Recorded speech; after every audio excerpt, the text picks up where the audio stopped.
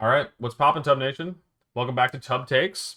This is a video podcast where we go over what's been making waves in the VGC scene. Today, I am joined by my co-host. He's back, Adi. How you doing? Hello, it's good to be back.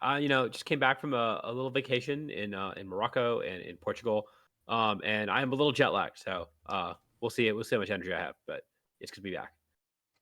All right. Well, at least you'll still have your takes, of course. You get to catch up on everything VGC that you've got a nice like debrief break from, and decide if Oh the yeah, uh, the meta is cool now or not cool. If we still like Sneasler, if we prefer Urshifu. This still hasn't gone away. Don't worry, you didn't miss anything. oh Um, good, okay. and we've also got ESM here. How you doing? Michael Zhang, I guess. By some to some. To some only. I don't know. Guess it's been a while since I've been on Top Takes. So glad to be back. Of course, we won't be voting for Urshifu here because Urshifu is cringe. Right? hmm Dude, I'm ready to see what a Dire Claw America looks like. I'm not, but we'll take the lesser of two evils. Yeah, that's true. hmm Absolutely. Um, I guess we really don't need to be talking about this on a VGC podcast, but also you should go vote. So make sure to go vote. Go vote. Like seriously, go vote. It's if you live in the U.S. I know most of our viewers are and are like American, but yeah. old enough to do that and stuff, like everything. Like as long as you're Oh, allowed to vote. if you aren't old enough to vote, stop watching the stream. You should not be watching the stream. I don't want to talk to you. True. Yeah. Actually, if you've already voted, go vote again. Commit voter fraud too. That's like cool, and we're gonna promote that. Go vote no matter um, what, even if you're like not even American. Just figure it out. Mhm. Uh, No, it's important and it's a bedrock for democracy, right? I know that it feels yep. it's a little like frustrating. Definitely especially recently just being bombarded by advertisements and whatnot. It feels like everyone's fear mongering right now. Everyone's making it seem like this is like yeah, everything's gonna go crazy no matter what happens. But legitimately, I think that elections are very important, and especially on a local level, I think that it really matters Yeah. in your local communities to take them a better place. And at the end of the day, the way change happens in this country is uh, things happen on a local level, they happen on a state level, happen in more states, and they eventually happen at a federal level. And so, if you should genuinely like research your state ballot and just like I think that's more important than who you vote for president personally. So yeah, do your research Hmm. and get out and vote. It's really important. Hell yeah. Um, and with that though, the meme excellent. Well done, Audie. It looks so good. I should Thank you. mention that. Yeah, of course, YouTube. So yeah, if you guys are here now, but you're not going to be around for the whole thing, this will be posted on YouTube tomorrow. Or are you back? Are you going to be able to? All right, nice, hmm nice. Yep. So cool. Check this one out on YouTube tomorrow. Also, if you like to just play it at 2x speed or whatever, because that's also totally reasonable.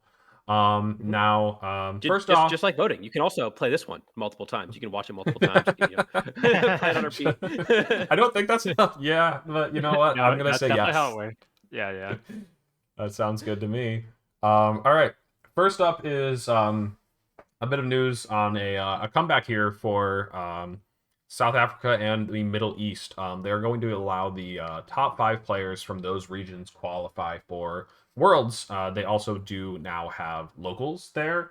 But as far as we were concerned, we were also talking about the fact that like you can earn championship points in other regions. Like I can go to EUIC. I could have gone to Gdansk last weekend and got championship points there.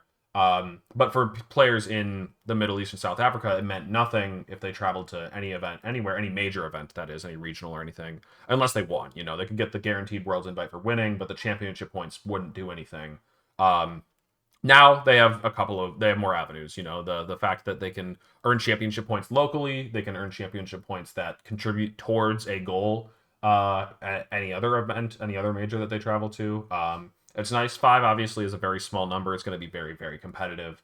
But it's at least cool to see that there is a route, that there is it's better than 0 at the very least.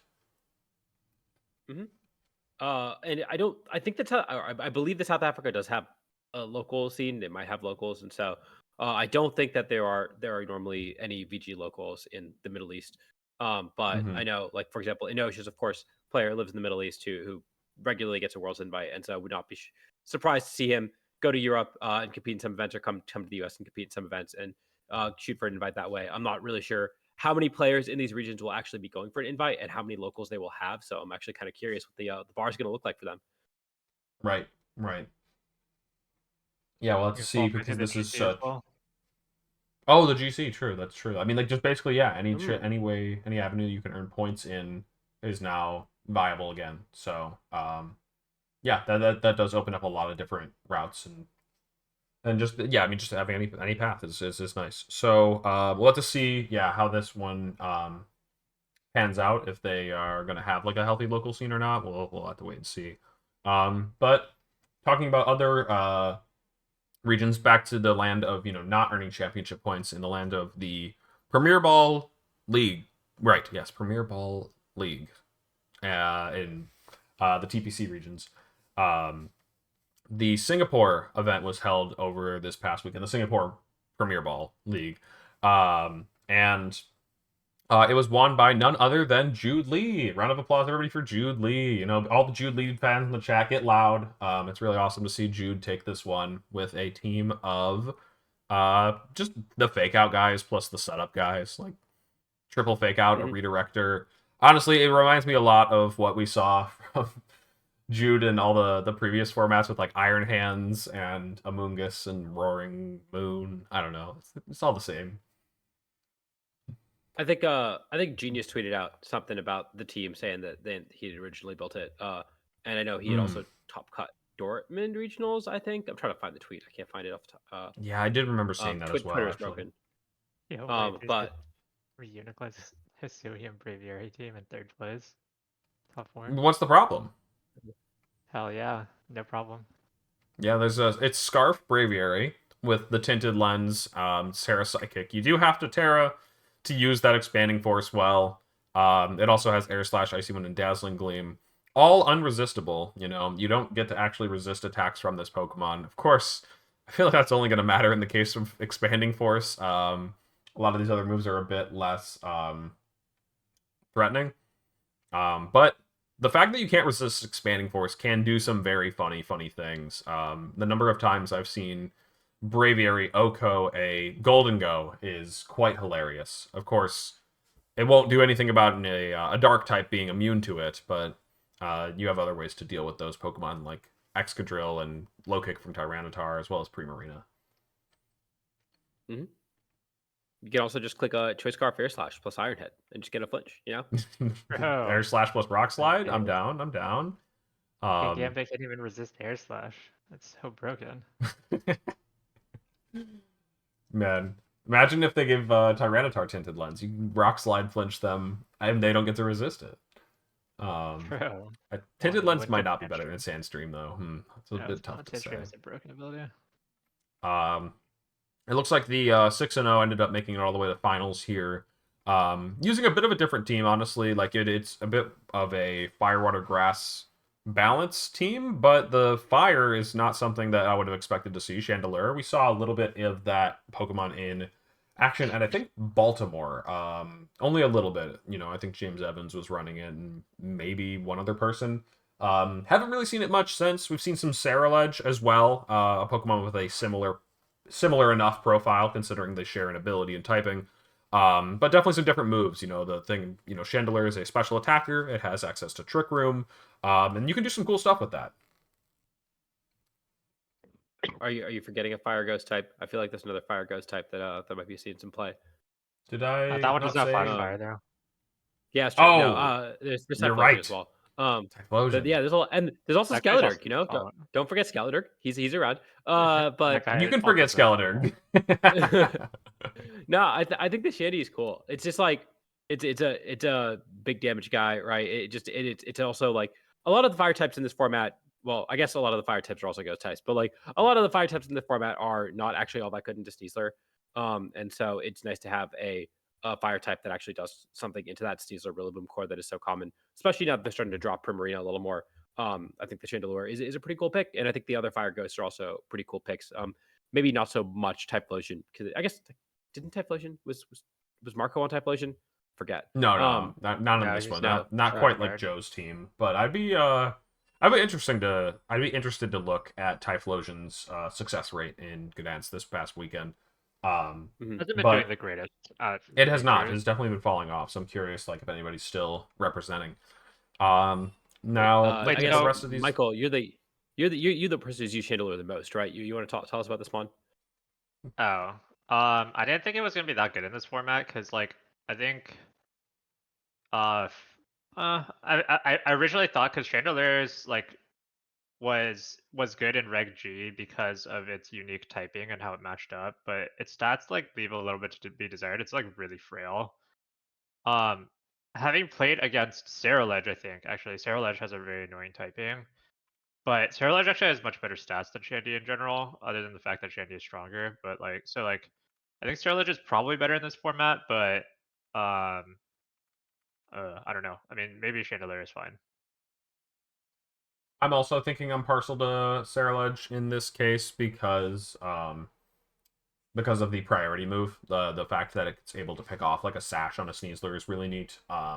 You're able to wall it out and also effectively deal with it, like kind of making it a more of a full counter in a way. Obviously, they can run throat chop and that will hit you super effectively, of course, but for the most part, it's able to just kind of hit it for a lot of damage, bring it down to one or close enough to it that just Shadow Sneak will probably finish it off. So I like that guy. Oh. I actually don't know if I'm saying the name right. I remember when Nails and I did that like showdown roleplay video where I was like, oh yeah, I switch into my Serial Edge or something like that. Everyone was like Serial Edge and making fun of me for the way that I said the name. It's That tweet that like Cerulean, Jody put out. so I guess it should be It's Cerulege. Cerulean. So I guess it's But a probably little bit harder to say. Serial Edge. Wait, but then that's kind of how No, I don't wait, know. no, Nura. That's not how you pronounce it. Whatever, Cerulean You're it's adding fine. an It A to doesn't the matter name. that much as long as they understand what they're saying. Okay, so I think that the bigger thing with the Cerulege was released in Gen 9 and Chandelier was released in Gen 5. So Dang. So you're saying power yeah, creep is real? I'm not saying that. What are you trying to say then? No, nothing. We can. You can't power creep a base 145 special attack set. That's true. That's so true. Surely this not even You definitely can. not even Fluttermane can power creep that, right? I mean, there is another base 145 stat one on it on the other team that we just looked at. Wait. Huh? It is base 145, right? Reuniclus? No, Is it? no. He's not that juice. He's only like 125. Oh wait, really? I thought it was 145. I'm pretty Nah, sure it's Reuniclus. 145. I don't think Reuniclus has that juice. No, it's Let's go. 125. Man, why are you downing me? Poor It is Reuniclus. Wait, no, it's 125. Never mind. It is 125. Hold up. Gonna sort my Wait. special attack in my Pokemon Man. Showdown builder and Okay, see never what mind. happens. Alex is right. My bad. I thought it was stronger than Hatterene. I guess not. No. No, there is. Okay, can you name the other Pokemon that is legal in this format that has a base 145 special attack? I think I know the answer, by the way, Audi. Is it a bit of a ridiculous one? Yes. Like, stupid? Is it Vikavolt? It is Vikavolt, yeah. Oh, Right. That's a good call. I don't Why are know. we using that guy? Good question. I used Vikavolt a decent amount in 2017, and I was like, this guy's got a crazy. I mean, like, unique typing, levitate. It was pretty funny at the time. Like, definitely doesn't hold up.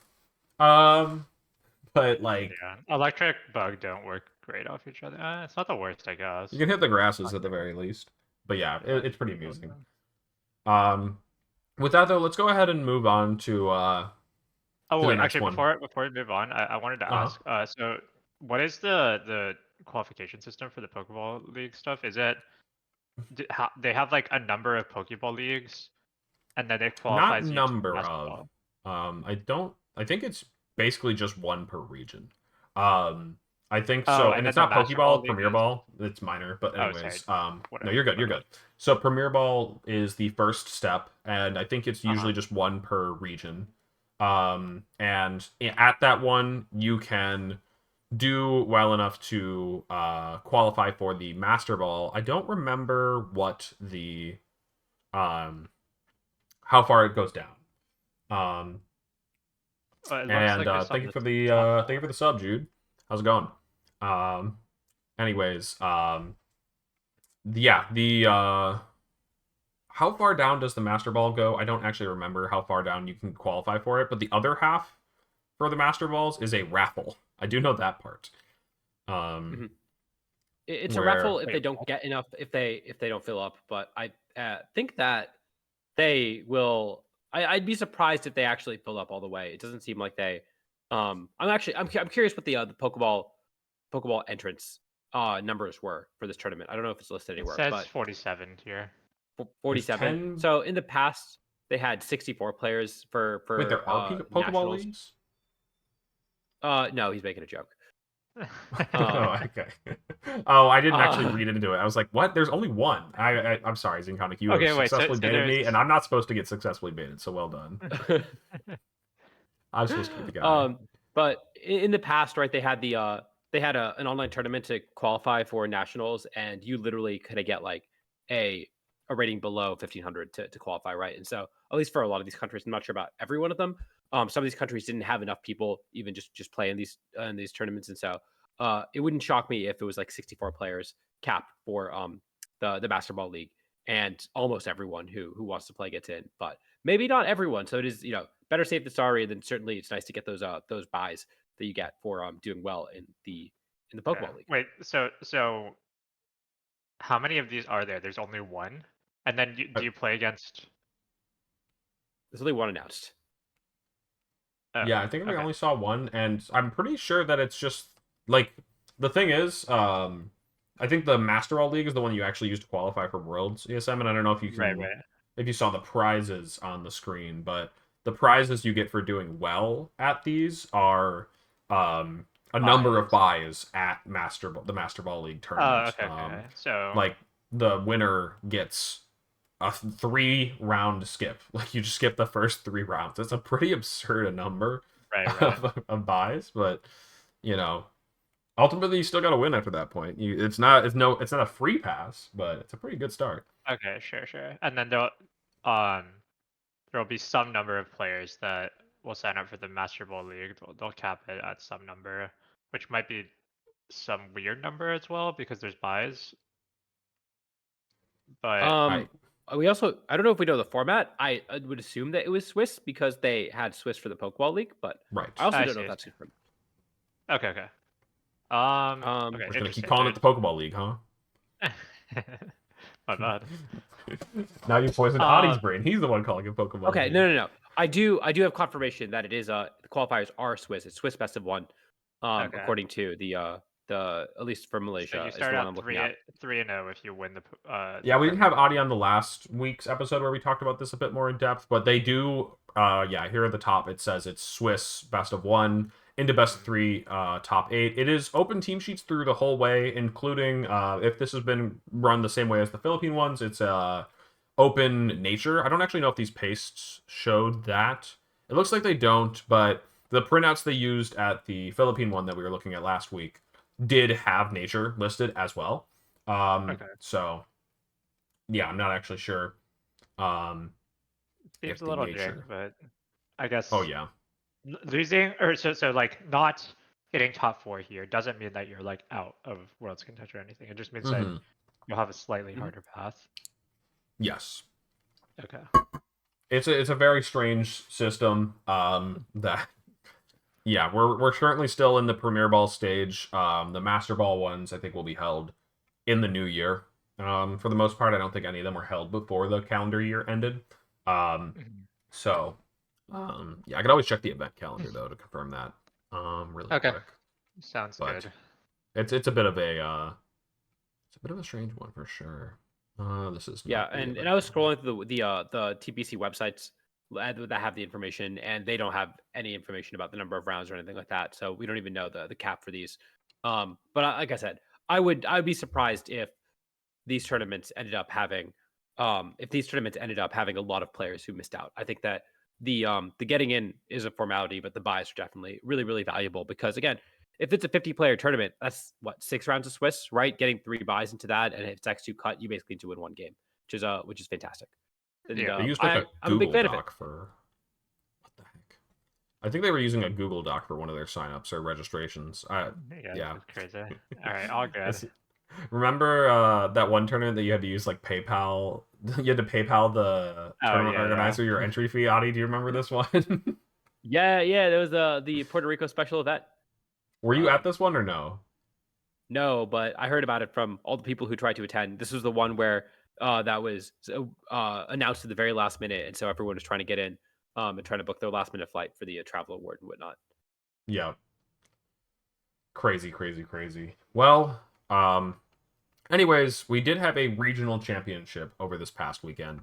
Not a special event, by the way, a regional championship. So prize money to be earned on top of the potential Worlds invite, championship points, and cards. I don't know. Can they give away cards at the special events? They probably still do the cards, right? Or do they not?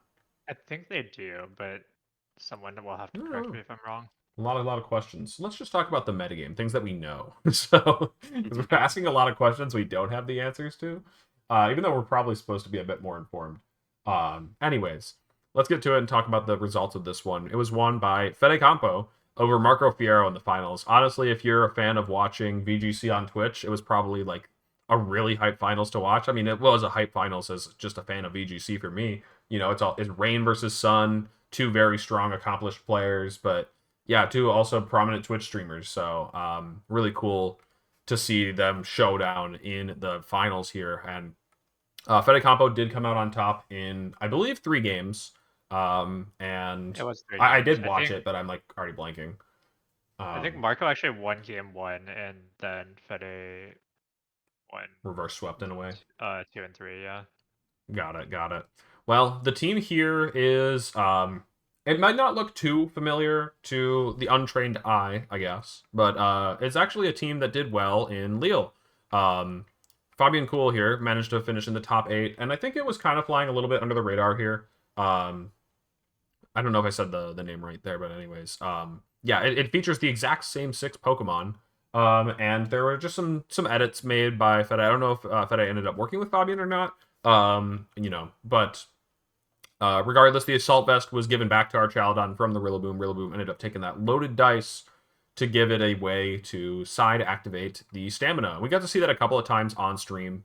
Bullet Seed is also, in a way, just a powerful move to have on Rillaboom because it's like that loaded dice, scale shot that you see from Dragonite. Good way to get around focus sashes. It's like a wood hammer that has no drawbacks, hitting hard but no recoil. So yeah, it's pretty cool. Pretty cool to see that again another regional won by Rain with a way to side activate stamina. Mm-hmm. Yeah, I mean, I think. Sorry, go ahead. I was just gonna say, Rillaboom is Archaludon in general. Just it appreciates the healing so much, and so having Rillaboom is like such a perfect partner for it. Except for the fact that they both want the same item, so finding a way to put that Rillaboom on the team and have that synergy next to each other, with the potential to Bullet Seed, side Bullet Seed is really cool. Mm-hmm. Yep, and I think the other thing that probably separates this team from other Rain teams is Electabuzz. A lot of the times you see Amoonguss as the most common redirection Pokemon on Rain, and following that, maybe Sinistcha. Sinistcha's also got some pretty good synergy with our Chaladon and stuff, but Electabuzz gives the team a nice way to deal with opposing Amoonguss. That can be a really bit of an annoying Pokemon. Not only can Electabuzz redirect those spores, but it also can taunt it to stop any future spores from happening, giving our Chaladon the free Rain to Electro Shot or Body Press whatever targets its heart's desires, considering it's not Terra Grass, but Terra Fairy.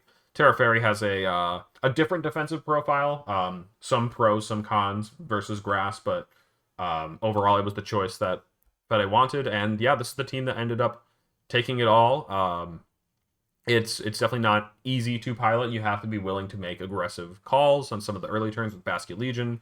King Gambit is one of those Pokemon where, you have to be willing to risk it all on a turn where they could just close combat and one-shot you, but they might also just double target you, double target the other slot, predicting a protect.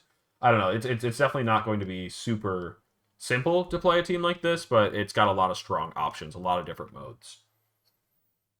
And Yeah, yes, also, that is a good correction there, by the way. Sorry to cut you off there. Yes, and Rizzy mentioned that it was flip, turnover, protect. They did show that on the stream layout as well. They had protect over it, and then like the first game he was on stream, he went for flip turn, and I was like, huh, that does seem like not a choice but an error.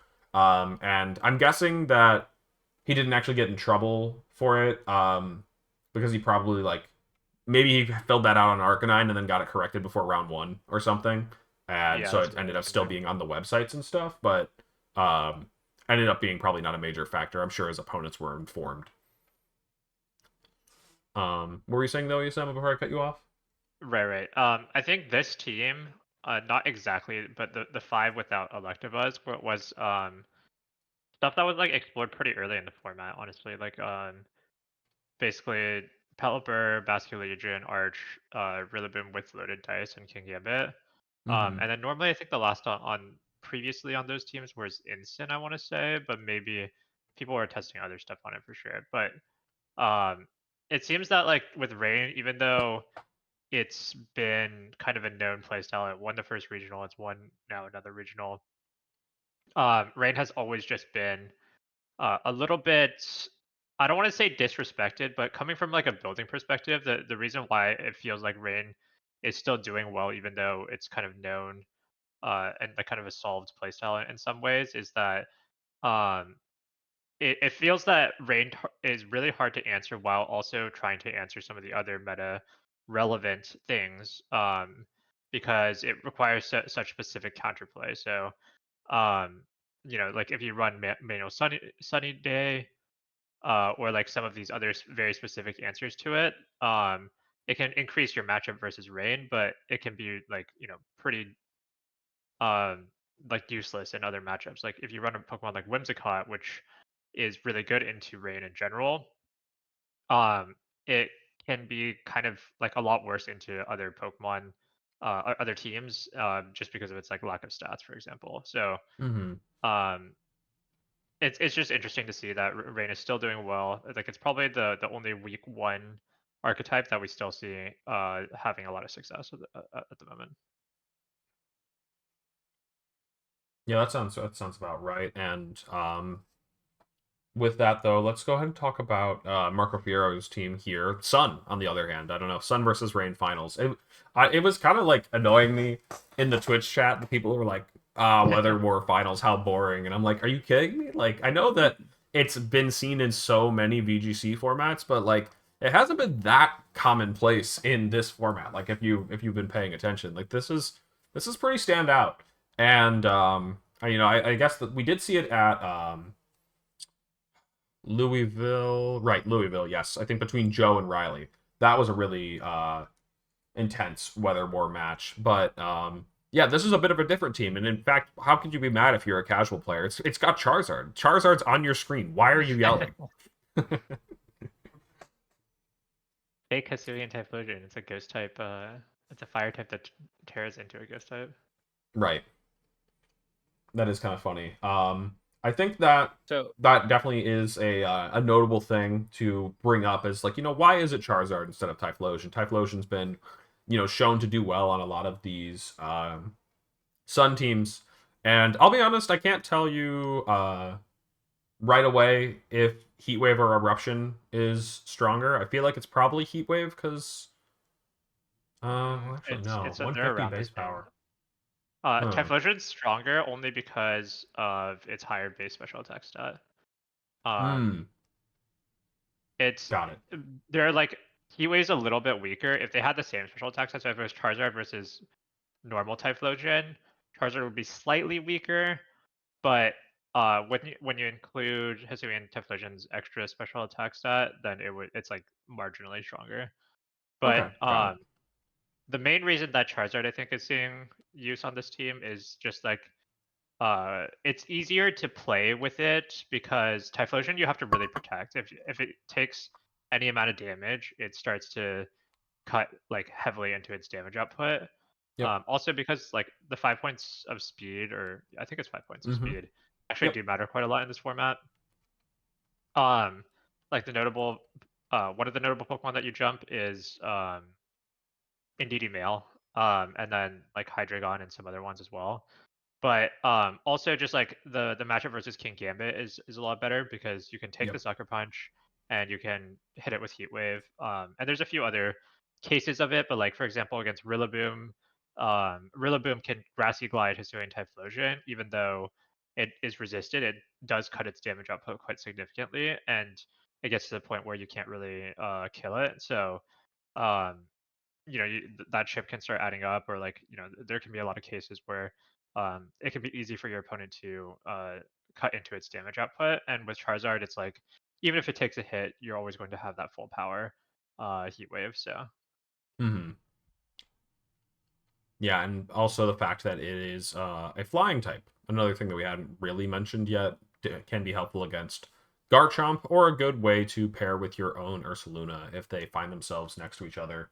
Fire Ground is a very common uh, combo because they cover each other's like resistances at least decently well. Like grass types and stuff are hit by the fire that and bug, grass and bug, I guess, would be the two ground resists that are hit by fire super effectively. They're both gonna beat the shit out of steels, which is kind of funny. Anyways, yeah, but that and then like also the Garchomp one is pretty big. Garchomp's not currently running Rock Slide or anything very often, and so kind of like King Gambit, it can sucker punch you, but you'll take it. Dragon Claw, they can hit you once in the Charizard, but you'll take it and get off that huge nuke. That sometimes that's all you need, just one for the rest of your team to be able to pick up the slack from there. yeah, and Mhm. notably this Charizard also has Dragon Pulse. So if you do decide to go for um the Dragon Claw into there, the Charizard can threaten a KO back with the Dragon Pulse. Mm-hmm. Or if like most commonly Garchomps nowadays are Terra Steel, so if you try to Terra Steel, of course you can just get hit by that Heat Wave. Yeah. Uh, I think one cool thing about this team, I didn't really fully register it, and I didn't get to watch the regional. I was traveling, and so I don't know how many games Marco played on stream. But I think it's cool. This seems like this actually just seems like an Ursaluna team that's masquerading as a Sun team in a lot of ways. I mean, you got the Sun mode, and it reminds me of the team that Marco used at the last regional, where it was a rain team that was, or rather, it was a Protect the Goldie team that was masquerading as a rain team, right? With the Instant Shroom Goldie mode that was more prominent. This team, yeah, it's got Ursaluna, Torkoal, Porygon 2 Instant, right? You can't actually go wrong with that. That's just a standard Ursaluna stuff, basically. And you've even got the Eject Pack Corruption, which is really cool way to potentially even maneuver in your Flame Orb a little earlier with momentum, getting up Trick Room on the same turn. And so it just has that really strong mode that is that you have to respect. But at the same time, a lot of the Pokemon that are traditionally good into the Ursaluna Porygon 2 combination are really, really bad into Sun. And so it puts your opponent in some really awkward spots with the contrast of those two modes. Welcome back, Rinya son. True, true. I did Yeah. seem like the bear had some speed as well to take advantage of the tailwind from the jump bluff. And the jump bluff, unlike the one that Joe was running, doesn't actually feature Encore. It actually doesn't feature any attacking moves. I think Joe also didn't run Rage Powder. But this one has Sunny Day, Manual Sun. So if you are going to be disrupting the weather, or wanting to rely on a non-Torkoal game plan, Jumpluff can kind of save the day there with its very high natural speed stat. It's like 110, so it's quite fast. Faster than Charizard, notably, so you can just set up the Sun and Heat Wave. With the Covert Cloak and the Terra Ghost on Charizard, you can just have a double Fake Out Immune lead if you want to. And I think we did see one game where Marco just led Charizard Jumpluff, and the game was over in like 3 turns, 2 or 3 turns, where he just clicked Sunny Day, Heat Wave, and then Heat Wave, and like I think the Heat Wave one shot Terra Ghost King Gambit. It was really crazy to see, like just the insane power. King Gambit thought it was safe shedding away that steel typing, and it still got cooked. Charizard is absolutely no joke. Last thing I do want to say about this team that I personally really like is Citrus Berry Ensign. The team has a lot of good ways to pressure Amoonguss, and I guess also you can pressure Vivian. The fact that you have like 2 Pokemon faster, that's like the main other case I can think of for safety goggles. And when you get to run Citrus Berry Ensign, it does feel like cheating to a degree. You just have an Ensign that is far bulkier, and I don't know. Anytime that you're not facing, and kind of like what ESM was talking about with running anti-rain techs, running anti-Amoonguss techs like safety goggles anytime you don't face an Amoonguss is like, what am I doing? I'm just down a whole item on my Incineroar. This is Incitrus is an item that is is only you're only not able to use your citrus when you're playing against Calyrex. You can use it in pretty much every other matchup. So yeah, as long as there aren't any unhealthy horses in your metagame, you're fine. Yeah, I also want to mention, on top of the Charizard or like the fire types, it also has Ursaluna, so that's another anti-Amoonguss measure. So a little bit less necessary, I guess, to have the safety goggles. But also I think Jumpluff and Ursaluna is interesting as well, just because having that Tailwind, there's like a lot of like hidden synergies, I guess, in this team that maybe aren't super obvious. Like you might think, oh, it's kind of like two different modes. You either run the full sun mode or like the trick room mode, but like there's also like the Jumpluff and Ursaluna. Like earlier you mentioned about the Ursaluna next to Charizard, which can be like, you lead Jumpluff with either Ursaluna or Charizard, and then when the Jumpluff dies because of a Rage Powder, you can kind of bring in Ursaluna and Charizard together. Um, and so like there's kind of a few different things that you can take advantage of with this team, which is pretty cool. There was one other person running this team or something close to it at the event. I don't know exactly where they finished. I'm going to just glance and see if they pop up. Here we go. Andrea. They were also featured on stream, I think maybe like the round after Marco Fierro or something like that. And it looks like it is pretty much the exact same team. And yeah, funnily enough, I can't remember if it was in their game or one of Marco's games, but I was definitely seeing some game plans where they used Jumpluff without Torkoal or Charizard, just kind of like a support Pokemon, like an Amoonguss or something that you can bring in. And notably, as an Amoonguss, you can Earthquake next to. They were still setting up Trick Room and then bringing in Jumpluff in the Trick Room, just because its speed tiers sometimes lined up. It might be still slower than a Dragapult or a Sneasler in the Trick Room, or if they are stalling out your Trick Room, on that final turn, you can always Tailwind. It was a pretty cool, pretty flexible Pokemon, and it's always a bit of a gamble to run something that has absolutely no attacking moves, so you definitely got to be really careful with those ones. And it's something that always scares me in team building, but if you can do it right, then it can really pay off. So, fun fact about Andrea, who were in the team. They went 0-1 to 7-1 to 7-3, and in day one, they did not play a single player who played in day two. They because the person they played in round 8 who went 6-2 did not play in day 2. Oh, is this the person that tapped out? They went 6-2 drop. 6-2 drop. Yeah, they were. I saw people talking about this. It was just like, I guess they didn't have high hopes for themselves, and they were like, I just gotta go. Yeah. I'm sorry. Like maybe they booked their flight for Saturday night or something. I right. didn't think they would make ATO or something. I don't know. Crazy thing to do. Anyways.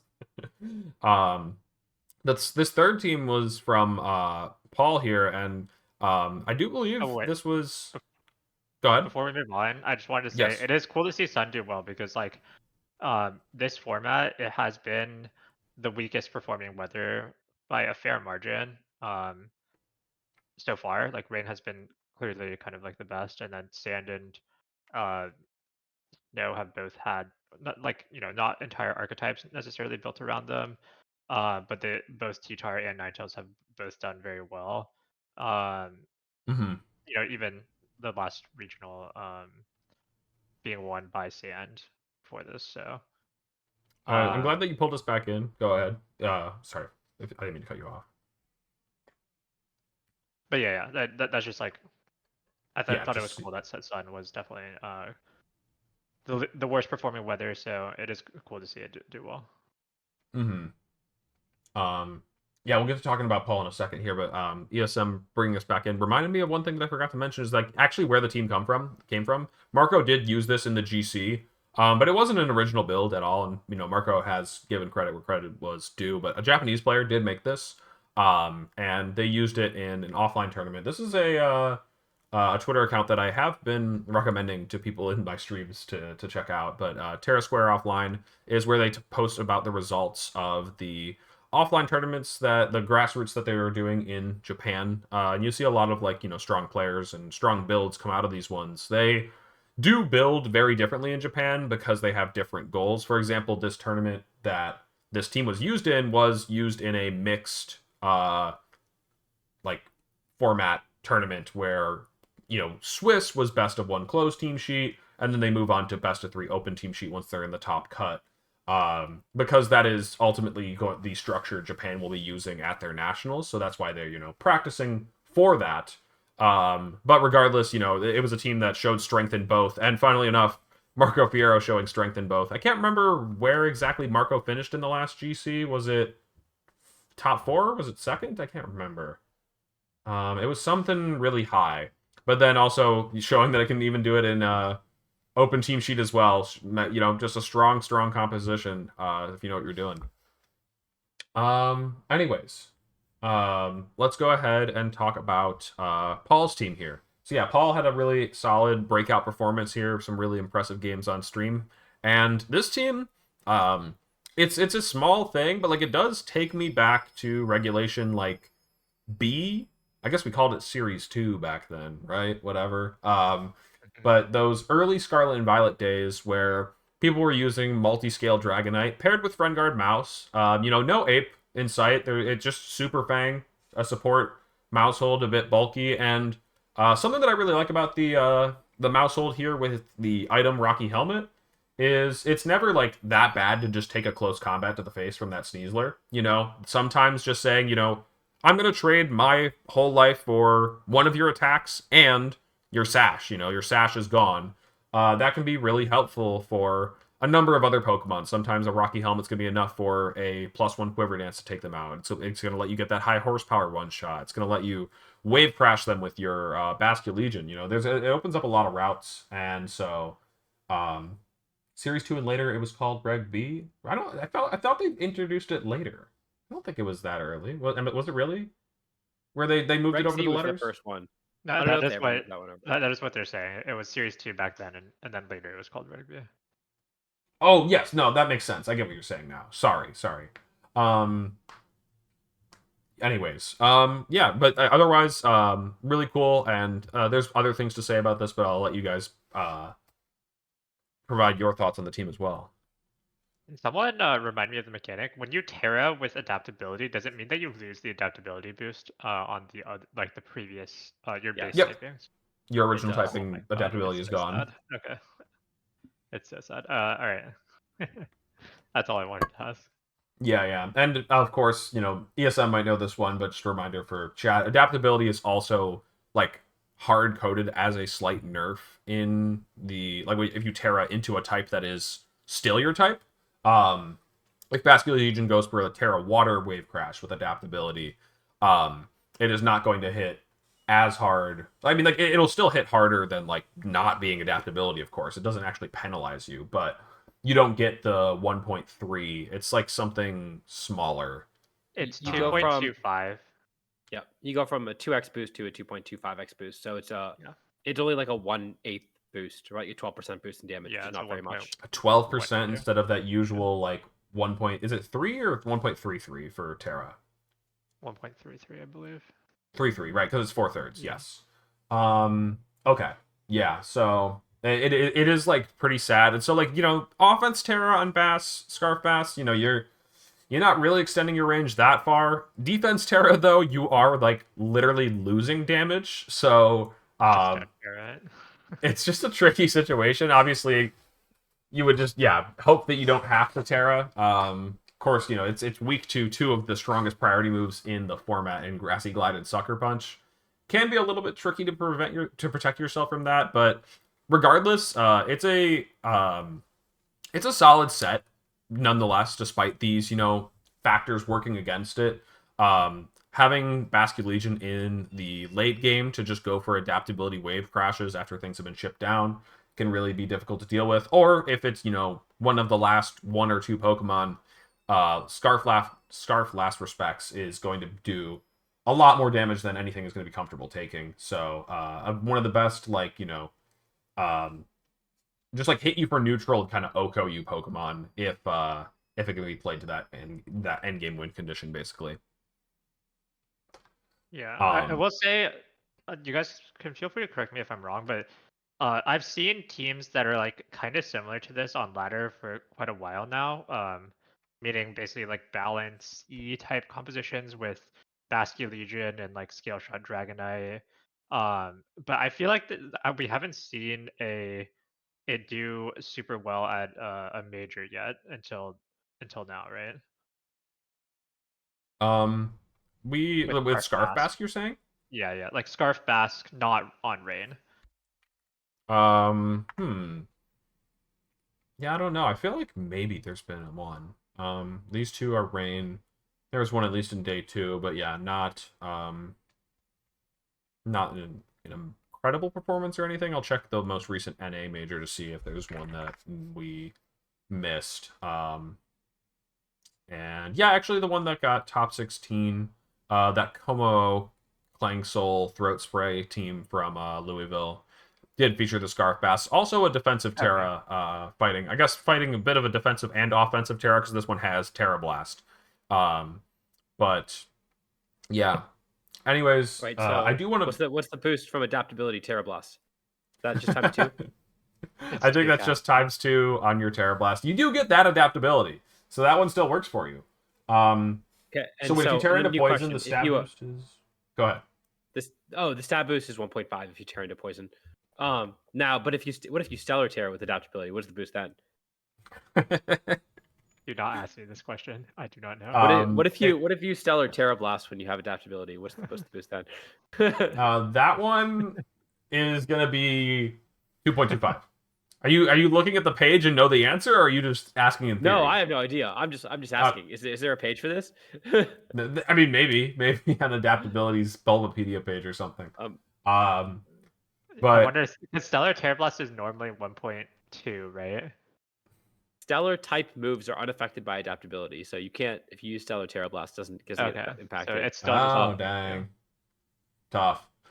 You guys didn't mention the thing that I was hoping somebody would bring up on this team, which is Grassy Seed Sneasler. Like we've seen. I feel like when Sneasler was first allowed in to VGC, I think that was actually for Worlds, 2 years ago.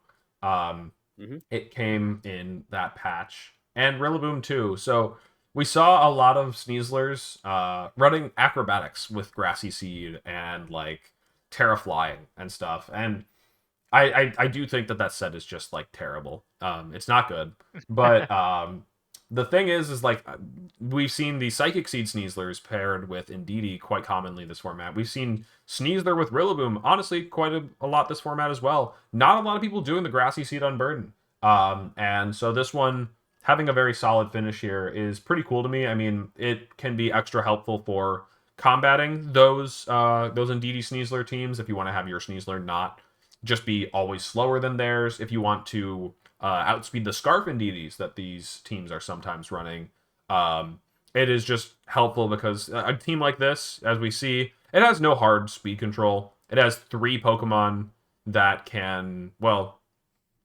2 Pokemon that can boost their speed with Quiver Dance and Scale Shot. One that gets a speed boost from its item, and Sneasler, I guess, from its ability. So it's got a lot of like speed, like ways to modify speed. But that I'd like that Unburden is a way to just basically play at Tailwind speed. I mean, it's a cracked ability, like definitely. If you can trigger it consistently. Hmm. Wait, but if you want to beat Indeedee Sneasler with your own Sneasler, why aren't you running acrobatics? um, yeah, that was the funny thing. ESM is that I'm clowning on this acrobatic set, and in a coaching session, we Terra Darked our Sneasler, and we still got O code by Terra Flying Yeah, it's really strong. acrobatics.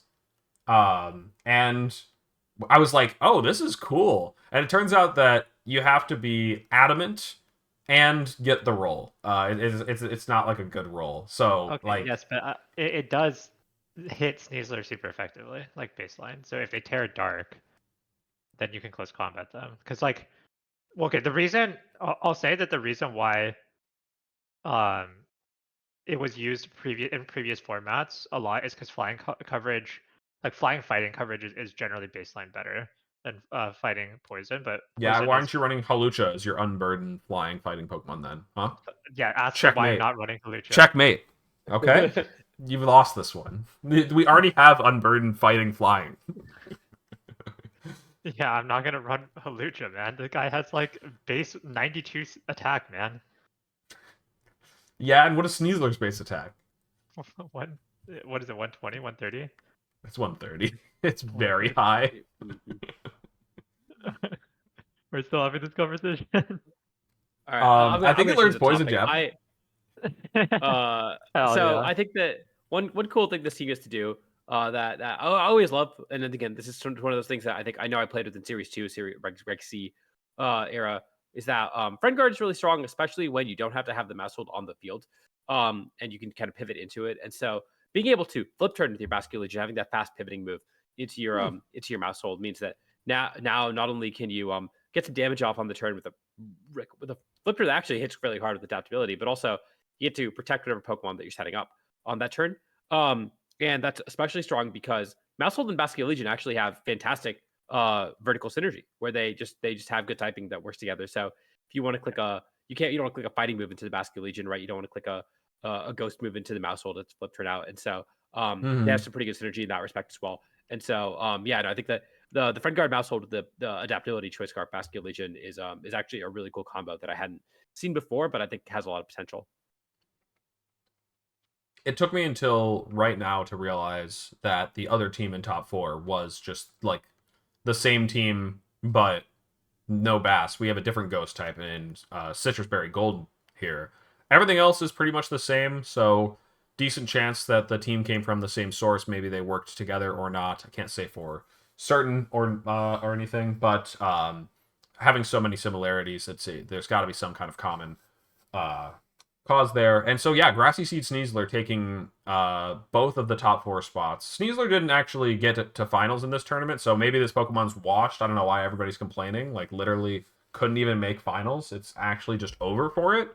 Don't look at the rest of the tournament. Don't look at the rest of the usage. Don't look at the rest of day 2. But yeah, that is pretty funny to me. I don't actually think there's anything else to say about this one. Except for go Citrus Berry. I love when we get to run Citrus Berry and the stupid horses don't invalidate it. Citrus Berry is an awesome VGC item. Michael's team! Yo! It's so exciting! Michael! Wow! He ran the same one. Didn't he make a tweet or something? I don't know where he posted this, but he said something along the lines of like, oh, this I'm excited for my team this weekend. It's so exciting and innovative or something like that. And I was just like, rolled us to the regional with this. Some good trolling. No, you don't see. Now he's Terra Ghost on Dragapult instead of Terra Dragon. No, he had that at the last one too. I think it's Terra Water Imprint. I don't know if it was always Terra. Oh, you're right. That was actually the change. I forgot that it wasn't like literally the same team that he used at Leal. Like Ghost on Gambit and Dragapult was used in Leal, but yeah, Prim was changed to Water because it resists Heavy Slam from Dondozo while also being like a Flutter main-esque like offense defense Terra, shutting away the poison weakness and giving you your steel resist back. Can be helpful against Golden Go too. So anyways, next up we have Victor Medina here, using similar to the team that we saw earlier in Singapore, but yeah, it's ultimately Volk King Gambit. You know, we've seen these two a lot. Honestly, like we've gone around the world with, you know, them dropping each other on several teams. Like Collins' team at Louisville featured only Volk, no King Gambit. We've seen several teams like this drop the Volk for like Magmar and then not have and then still have King Gambit. But here they are together again. And this time I would say the main guy that's like been changed on a team like this is Dragapult. Usually you'll see Dragapult on these, but Dragonite, the Mon of choice here. Notably, it means that without Primarina giving you that haze support, you still have a way to beat Dondozo. So yeah, that's pretty cool.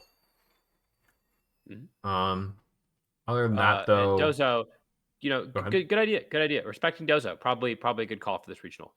That's true. But That it had depressed the shit out of me. 27% usage rate. It had higher usage rate in day 2 than Insin. Yeah, Mhm. the sad thing was seeing Tatsugiri make the graphic. Like it crushed me. Oh yeah. And But oh, that being said, not a single one Tatsugiri. All the Tatsugiris lost in top 16, right? So, you know, it didn't do all that well at the end of the day, right. even though it was high in usage. And Um, in fact, it looks like looks like one of the Tatsugiris lost to Victor in top 16 because he had Haze, right? So, yep. that's the thing about Dozo. I think is that like is it really good? Yes, absolutely. In this low power level format, it's still very strong. And but it's only really strong when people don't respect it. And it's still one of those teams that I think you can kind of build to beat. And you, on some level, I just have a hard time believing it's going to win a tournament because it does feel like it's a matchup fish type team. And when you have to win 5 straight Fish? games in top cut, when you when you got to win 5 straight games in top cut, and you got to you got to hope that all 5 opponents in a row don't have matchups into it. It's not going to be that easy. And so, I mean, not to say that Torviv is obviously an excellent player, and he beat one of the Hodge brothers, who also is a very good player. But like, yeah, just have knowing that Torviv respected Dozo meant that he won a top 16 set. uh, you know, is a pretty good indication of like kind of where Dozo's at right now. Right, right. Yeah, I think it's not super fair to say that those are teams can't beat the Haze stuff. Sometimes, like especially nowadays, like if you're running Primarina as your only Dozo check and you run into the Terra Steel Dozo, that can actually be like pretty hard. Like the Heavy Slam just raw Okozio. So there's like a few different iterations of things that can happen. So like I agree with the general sentiment. Dozo is always a team that, uh, generally speaking, you can beat if you're expecting it. But Mhm. with the Mm. game right now becoming kind of a little bit wider and wider, there's a lot more teams that are, um, you know, that you have to respect. Now with like the Golden Go, Dragonite. Golden Go Dragonite Ursaluna stuff. Like there's the like the more traditional Sneasler Dragapult balance. There's the like the Palchua like Garchomp. You mean the Agadi Ninetales Garchomp? stuff.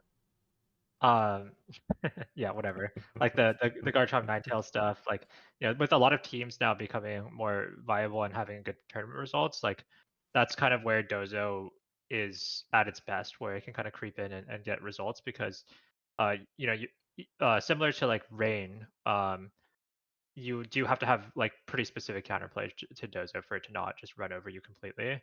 And when even for teams that have kind of soft Dozo counterplay, like you have Haze on your team, but you may not have good setup for the Haze. Sometimes you can get run over pretty easily just by what one of the games you lose because like let's say you win game one or you lose game or sorry you win game one or in games 1 and 2 they bring Dozo, you lose one of them because you don't properly position your Haze, then in game 3 they just switch it up and bring their non-Dozo mode, and you're kind of committed towards bringing the Haze mod, and it can be a matchup, or sorry, it can be a liability against the other 4 Pokemon. So like, there's I think there's a lot of room still for Dozo, especially as other teams do well. And so I guess as a PSA for people who are Mm. building for upcoming tournaments like LAIC and Sacramento and Stuttgart, is that you know I don't think Dozo did well enough at this tournament that people are going to be off it, and we can definitely see like another big run by Dozo, a Dozo player, if like enough people aren't ready for the You will for the. never catch me sleeping on the fish. You will never catch me sleeping on the I fish. mean, I I'm agree. always gonna have a way to beat the fish, dude. I hate the fish. I hate this thing. I never want to see it win. I You agree. Um, know, all the 3 different Dozos lost to fake out Rillaboom plus Haze Dragonite. in top cut. That matchup just seems really difficult for it in general, right? Like it's just a hard No, matchup. And now Well, for hey, sure. hey. All right, Adi, I've been waiting. I have the schedule on screen here. Did you not oh see good. that? It looks like Frederick beat Victor the first time they met in Day One Swiss. Okay. So yeah, he Uh, Torviv beat him on the run back. After he figured out maybe to be fair, it could just be kind of like what ESM described.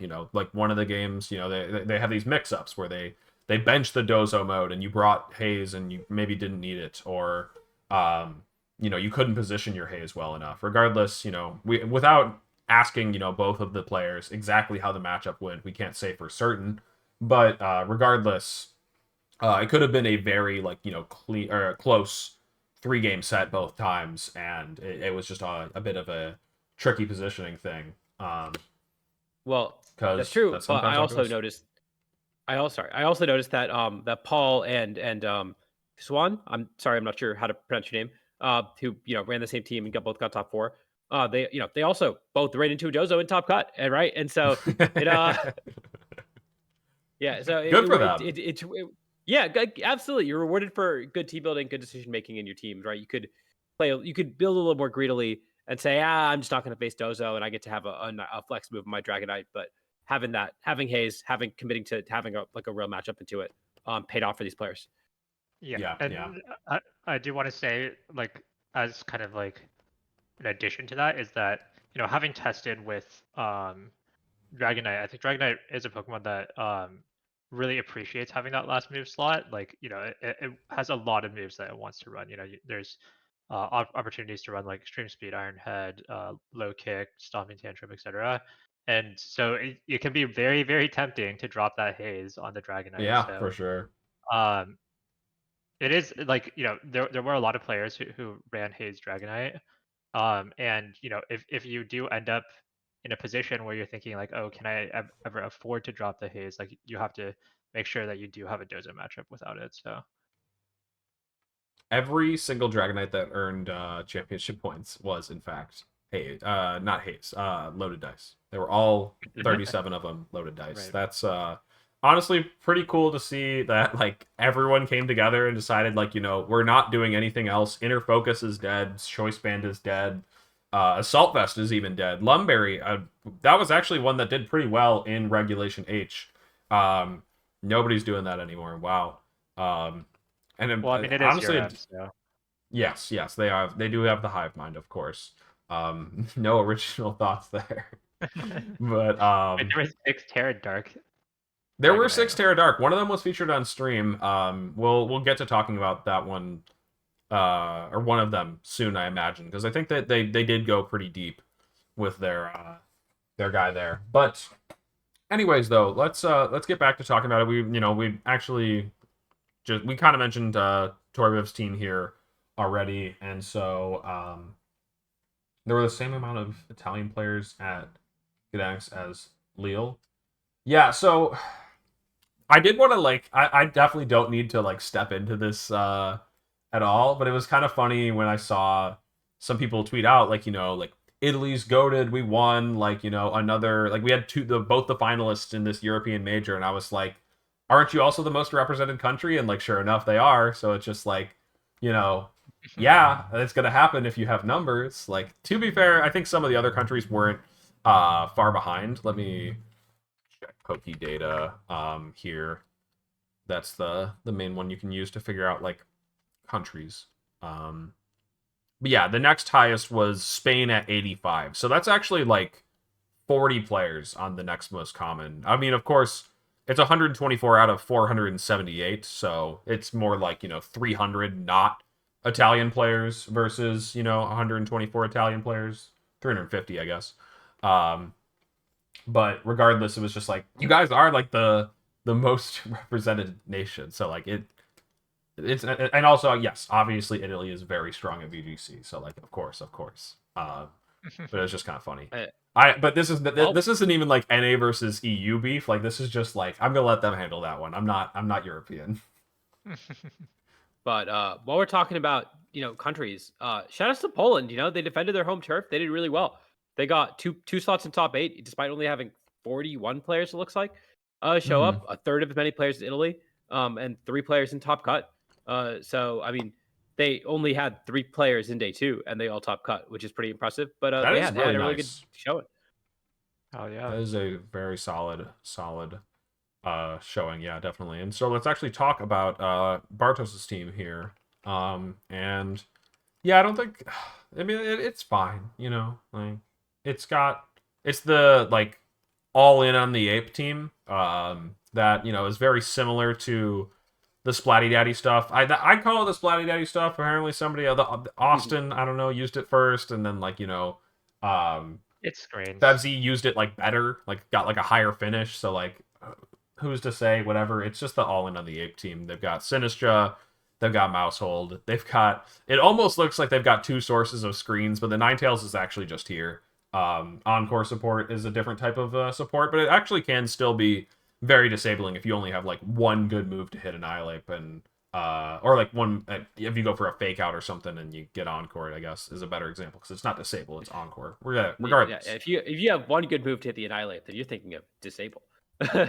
Yes. I was getting it backwards. I was like, oh, if I encore them to that one good move, I think they'll click it again. Whoops. I mean, there can be some funny interactions with Encore. Like if you're trying to KO the Ninetales and you like, maybe Hmm. there could be some situations where it could like redirect the attack into Annihilate or something with Encore, and you can get extra Rage Fist stacked. I don't know. Terra's a big one too. You know, you can encore them into something that Fire Terra Annihilate resists or regular Annihilate can take if they call the Fire Terra on that turn, you know? So Yeah, sure, like a stuff Moonblast or like that whatever. is another way to use Encore to, of course, limit your opponent's options. Um, and then they've just got a Blood Moon. Blood Moon here does really well with damage reduction, both Friend Guard and screens, and obviously healing it back up with Sinistra. Like, it is just one of the best damage traders in the format. You know, like, it is. I keep comparing it to, like, Iron Hands. Of course, its moves do a lot of different things compared to Iron Hands. Like, it's not, you know, a tank like that's healing itself. It has a priority move that isn't fake out but can pick things off at 1 HP. It has a much bigger, like, you know, nuke move in Blood Moon and stuff like that, a spread move as well. So like they have very different properties on their moves, but it still just kind of feels like Iron Hands to me sometimes. I don't know. I don't know how to say it. It's like the primary reason the Pokemon is good is because it has a lot of stats, and you're patching up its lower SPDF with an Assault Vest, and Yep. they offer different things where Blood Moon does more damage and is more active on the board. Iron Hands has more utility with Fake Out and sometimes Volt Switch. So it's Mm-hmm. kind of different purposes, but Definitely. same general idea, same Why Terra archetype. I Water? guess. Terra Water notably resists Make It Rain. I saw that in a different team report today for Ursaluna. I still don't love it because, like, yeah, you're maintaining a grass weakness to Rillaboom in both cases. Maybe Ursaluna just doesn't need to contribute that much against Rillaboom or Rillaboom teams, so it doesn't actually matter. But yeah, helps against. Yeah, it would help a bit against Rain, but Rain does also feature Electro Shot, so that's like a bit of a tricky one. I don't know. That's what the Ninetales is for. You switch into True, Ninetales, you click true. Terra Water, and you're set. Yeah. Or you encore them into Electro Shot and then just be a ground type. Well, I mean, legitimately, Encore is just really, really good with Ursaluna because it's so easy to protect in front of Blood Moon and like neuter damage output. And so having that Encore pressure is one of the better punishes to that. They can't as effectively Yeah. stop just not You they also can't as have effectively Ice dodge a Ground. nuke. You also have Yes, Ice and then Ground all coverage with Ninetales, so so I think that's a really strong combo as well as maybe not just an Annihilate team, but obviously yeah, the Annihilate definitely helps a lot. And yeah, another Friend Guard Mousehole. That mon is had a really good show in this regional.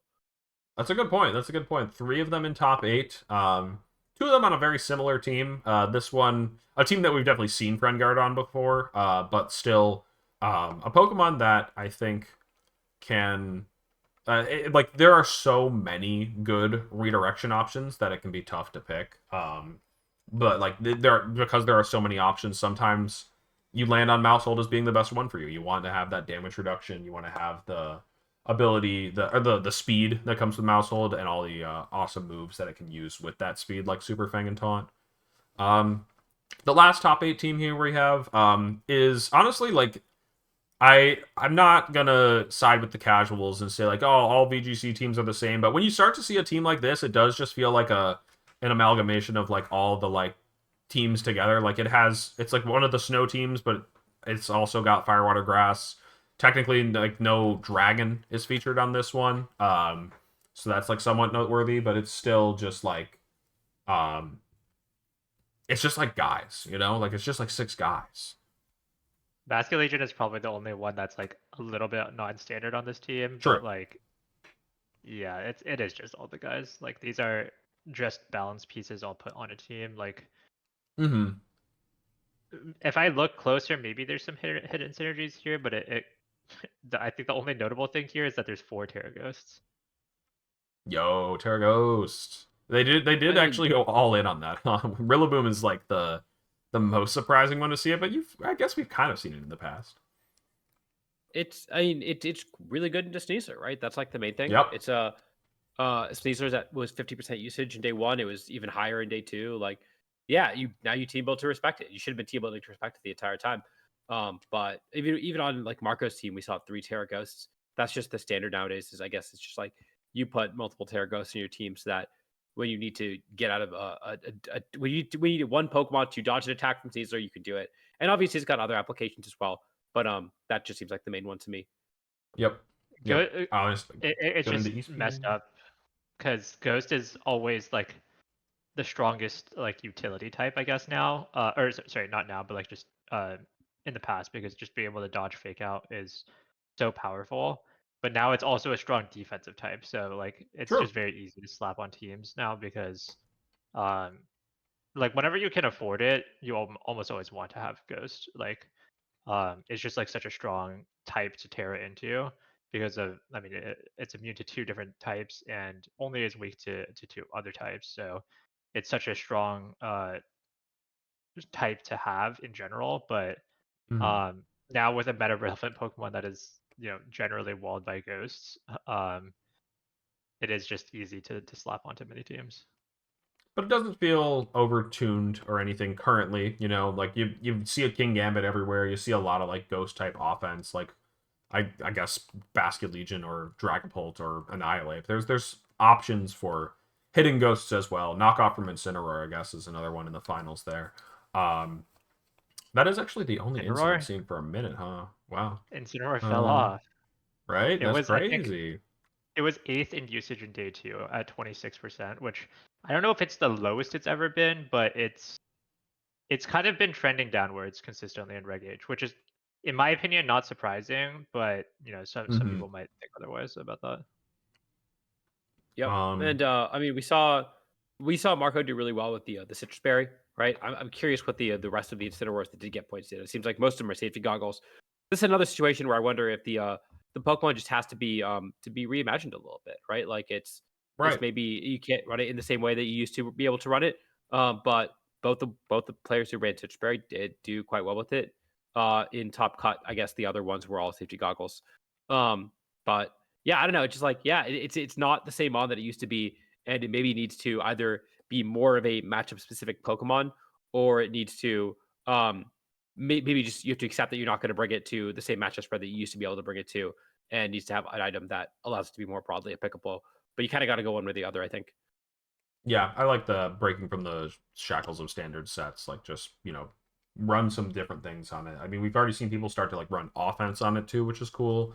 But like, yeah, running citrus is a neat way to do it. Like if every other team is not using a safety goggles Incineroar, surely they've figured out ways to handle a Mungus, and you can do the same while having an Incineroar.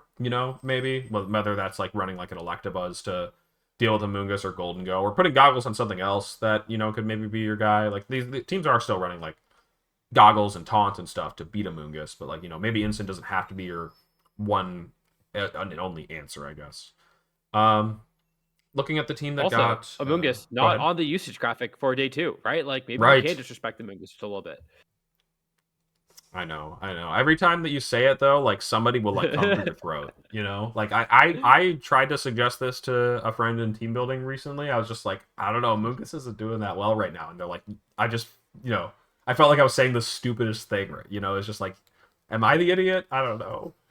Um, yeah, Garchomp's best Garchomp finish didn't was do too hot 9. too. That was pretty interesting, considering that, you know, it was like 5 out of 6 finals is what people kept saying, or something like that. But yeah, didn't make the finals here. Didn't make a lot of things here. I mean, its best finish was 17th, so didn't even make top 16. I mean, it also doesn't even have that much presence in cut. Like, I think I'm seeing that 17th, and then is there another big? I should just sort by Garchomp. What am I doing? But I'm I'll, not. I'll I'm speak not a seeing little a lot bit of to this this. guy. I think one of the things as to why Garchomp has not been doing well recently is because of meta developments have kind of been against it, which is not surprising considering it was kind of like the one of the best performing Pokemon, probably like top 5 in terms of best performances, like up until last month basically. And I think the major meta development that has happened that has kind of pushed a Garchomp away has been multi-scale skill shot Dragonite, especially since a lot of them run Terra Fairy. They're immune to your Earthquake. It's very, very annoying to play against.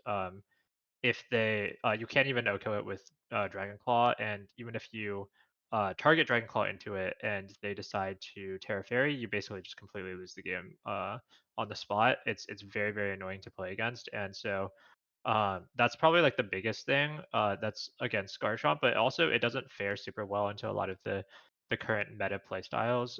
Like if you want to talk about like Rain and stuff, Rain has also just has a naturally pretty good matchup into it. Garchomp doesn't like taking the wave crashes from Bastion Legion. It doesn't like playing against Arch in general, even though it technically has a type advantage. It doesn't really in practice a lot of times.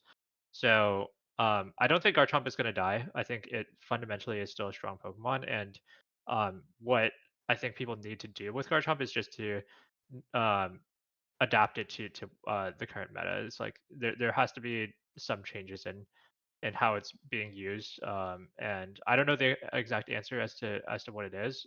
Personally, I think Kilowattrel is something that is a little bit underexplored as a Garchomp partner, which I True. believe in a lot.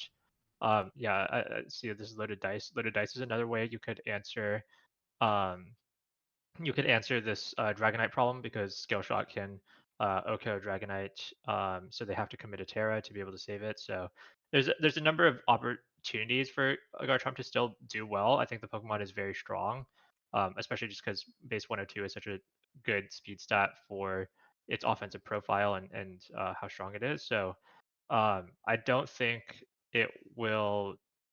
It's the last we've seen of Garchomp, but I'm not surprised that it isn't doing well right now. It's kind of like the ebb and flow, I Mhm. guess. If you aren't trying to innovate, um, like against, or if you aren't trying to innovate Garchomp and other people are trying to innovate against you, then it's natural that you're going to perform worse.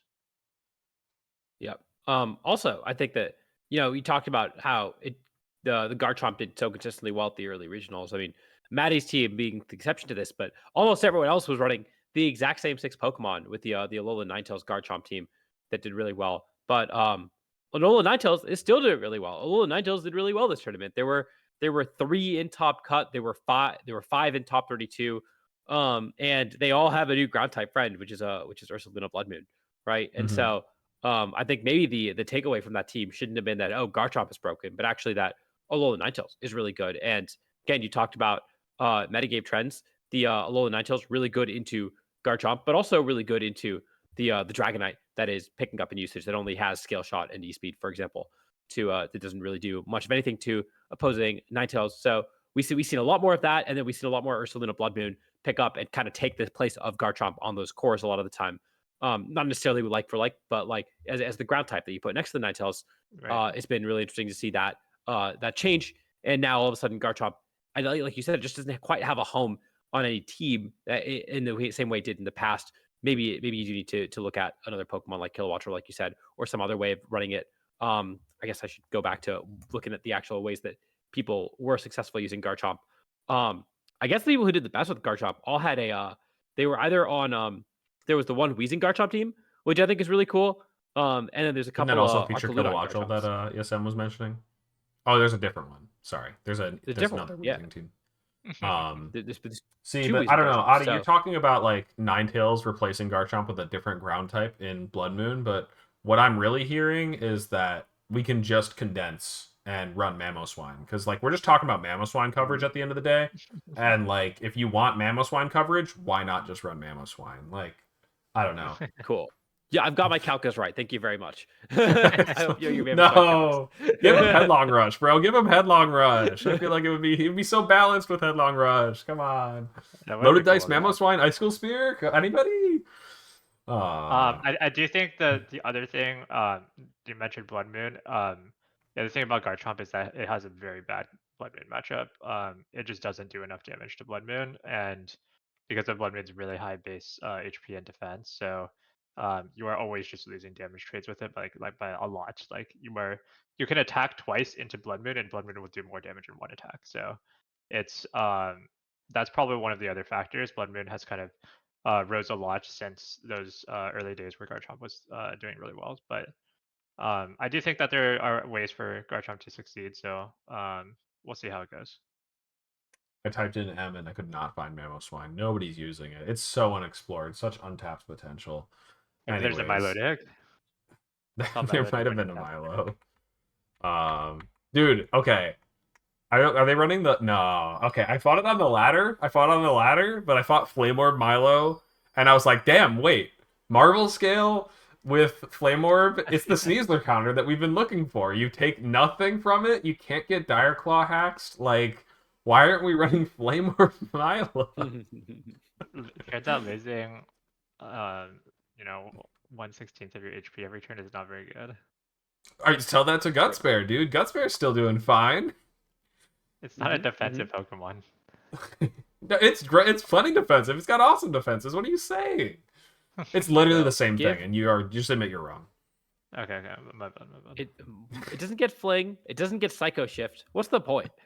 Like, No, come no. on. Why aren't we running Flame Orb Drifloon? That thing has Flare Boost. Flare boost, literally- true. And it's immune to True. close combat and resist Dire Claw. Like, why aren't we running? No, but Flare Bubs, Boost? you said that can muscle through Ninetales. I do not believe that. Dice, that's if you want me to Calcus write that shit, I'm gonna tell you that's like barely even doing half. Like I do not believe in Rock Blast from Mamoswine. Hell yeah, Rock Blast. Mamoswine has 130 attack. What are you talking about? It is pretty strong. 145 attack, you said? I'm just kidding. No. Also, ESM, if you could like blur your camera even more, I can see you too good. I don't know why I blurred. It just came out of focus. And there it is again. I don't know. Anyways, so other teams though that we should talk about in like the top cut here. There is a Glamora Dozo team. As much as I don't want to talk about Dozo, it is notable to see Glamora kind of right now. Like it a very solid Pokemon. We thought it was probably going to do like I feel like we had higher hopes for it early on in this regulation. Power Meat Beam seems crazy in a lower power format. And yeah, the Pokemon has just kind of been doing nothing. So that's like pretty standout. It always has fit on Dozo teams, mainly because of that Toxic Debris pairs so well with Dondozo. But yeah, the rest of the team, it's just like I don't know. I mean, I just like don't even want to talk about it because that's Dozo. That's really all. I'm gonna admit my bias is pretty heavy here. Well, I will say, listen, I think. Sorry, go ahead. I was just gonna say you need your early game poison type and your late game poison type. You know, you got both of them. True. I think part of the reason Glamora has also not done super well. I mean, like, of course, part of it is about the Sneasler being overall a better poison type, but also because I think Glamora's speed tier is quite awkward in this format. It's always kind of had a little bit of a speed tier issue. I think it had a little bit more success earlier in the format when we kind of didn't realize, or people weren't trying to push the speed as much. And as it's kind of gone on, we, 86 is just not that good of a speed tier, especially because the two Pokemon that it's kind of around, which is Golden Go and Arch, which it barely outspeeds. It doesn't really have a good matchup into. Like Earth Power really isn't doing enough, Yeah. and it's kind of taking too much damage from those guys. And then a lot of those other guys that are faster, you think of like stuff like Garchomp or Sneasler and that kind of stuff can threaten Gilmore for a lot of damage. It doesn't really have a great defensive typing, so even though it's not really weak to that much stuff, it is kind of just taking neutral hits from most everything currently in the format. Mhm. So it's just going to kind of die eventually, like pretty easily to a lot of stuff. So I think that's probably the main reason we haven't seen it that much. I'm less optimistic about Glamora than a lot of these other Pokemon that we've talked about underperforming. I don't know if there's really going to be a big place on any No, I team for it agree. outside of Dozo. I agree. Um, this team for Mateo though is actually pretty different. I haven't seen like anything like this in a little bit. It features Yep. Flamigo. This is pretty cool. Flamigo with P2 balance, Guts Bear. I don't know. It's just kind of funny that like this team can still do it. I thought it was just on Fraud Watch. Like I think we had like a full break from it in Lille. Maybe it had a decent run in Louisville. No, even in Louisville, like that team was already like kind of gone because like it went nuts in Baltimore. Like it was doing really well early format, and then just people figured that one out, and then suddenly it was just no longer viable. So seeing it like able to kind of do it again, top 16, a very solid run. Um, it is just like a very well-rounded team, and I'm sure that if you are very familiar with the ins and outs of it, you can beat almost anything. It just might be a little more uphill than you'd like. Yeah, I think probably similar kind of ideas as to why Glimmer, like the 90 speed tier early format was excellent. Flamigo was outspeeding a lot of stuff. Nowadays we have stuff like NDD Mail and more people running Garchomp and more people running Alolan Ninetales and all these other Pokemon that outpace it. And I think the Pokemon gets a lot worse when it's kind of like a mid-speed tier Pokemon instead of being like one of the fastest Pokemon in the format. I'm sorry, but it's just cracking me up. I swear it's getting worse. It is definitely getting worse. I don't know what's going on. He's blurred for anonymity, guys. We don't want to, we brought on a generic VGC player. They want their identity hidden. We are going to respect that, and it looks good now. Okay, I don't even know what I did. I didn't. All good. There's a couple people running Flame Body Magmar. Yeah, I did see that. I personally don't love it. I feel like, you get to make this Mon a reliable Amoonguss counter as well as like dodging the worst part of fighting Sneasler. And this just feels like greedy. Like you can get annoyed by Sneasler while also yes, you have the chance to completely destroy it back. We talked about the strengths of Rocky Helmet and Flame Body very similar, maybe even stronger if it happens. You break the sash on Sneasler and cut its damage output. Very high potential to swing there. And wow, it does look like it was probably a group of players running it because it's like as soon as you click Flame Body, everything else becomes the same. It looks like they had a minor disagreement. A minor disagreement. Most people were like, it's supposed to be Grass Terra, guys. And two of the players were like, no. Ghost is the one. And wouldn't you know it, actually the best two are the Ghost ones. So I guess the Grass guys know they're wrong. That's pretty amusing. I don't know if they had any other like variations between the team. I could click through and look at them all. I think this was the Dark Dragonite team, though. Let's go ahead and sort Dragonite by Dark. And sure enough, yeah, it's all of these. They are all the Dark Dragonites. Actually, no. The one that did the best also didn't run Dark Dragonite. So sorry, guys, you were wrong again. The ninth place finisher, CD. I don't actually know if I'm saying that one, but correctly. But yeah, they ended up just going with Steel.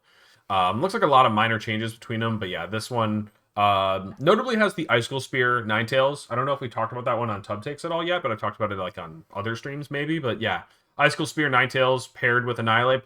Funny way to side proc. You're not committing to loaded dice to get the full every possible boost, but that's not. It's because you're not really gonna be clicking it in any other situations. You don't want to run an item, and especially because Dragonite has the loaded dice. But sometimes people avoid Annihilate like the plague and just let it be useless with its 0 boosted Rage Fists, and giving it even just like 2 stacks boosting that up to 150 base power is all you really need, for this Pokemon to turn on and start doing the damage. Yep. And I want to say go though, ahead. I think you were talking about Magmar. I mean, we already accepted that Amoonguss is not a good Pokemon, so you're really only like talking about Vital Spirit just for Sneasler, but like, you're not thinking big enough. Like you can just get lucky. You can burn them with Flame Body and then also just not get status. So like, what's the problem? Oh, I see what you're saying. So like, yeah, like I mean, just like yeah, get lucky and also get lucky. I'm down. Yeah. If you're never getting Dire Claw activations, then yeah, Flame Body does sound like the better ability. I agree. Um, good talk. I will say though, after some people have like recommended it in team building, I still hate Clear Smog Magmar as like my Dozo matchup. I get that it frees up Dragonite to no longer have to run Haze. Like that's awesome. Being able to have Dragonite get back and move here. In this case, Ice Spinner very good at dealing with those Indeedee side spam teams. But man, like, are we really relying on Magmar to get rid of the stats? I don't know. I get that one thing that Magmar has going for it is that Clear Smog, if you're a steel type immune to it, naturally going to be weak to overheat. So that's pretty cool for Magmar there, is that it has just kind of that natural synergy. But like that means that if you click Clear Smog into that Terra Steel Dozo, if you click Clear Smog into a King Gambit, like they are going to hit you pretty hard back. I much prefer to have like Wisp or Helping Hand. I don't know. Yeah, Um, as somebody who's played with Clear Smog in the past, it's really mediocre. Like, even having it, like, okay, you have the overheat to hit it. The Dozo is gonna outtrade you in damage. Like, it's not particularly close. So like, you're not happy when they tear steel, like not at all. mhm. And yeah, like Clear Smog. This is kind of what I was talking about earlier with like half measures against Dozo. You, especially on a team like this where you don't have Tailwind to kind of help facilitate that Clear Smog going off consistently. Like you are really like having to commit the Terra very often against Dozo, and Mhm. it's very hard to position your Magmar into Dozo. So like, it's like super sus to be honest. That being said, they did face two Dozo and they did beat both of them. So Hell it did work yeah. out for Well, them. They Hell beat yeah. him All right. round one and round two.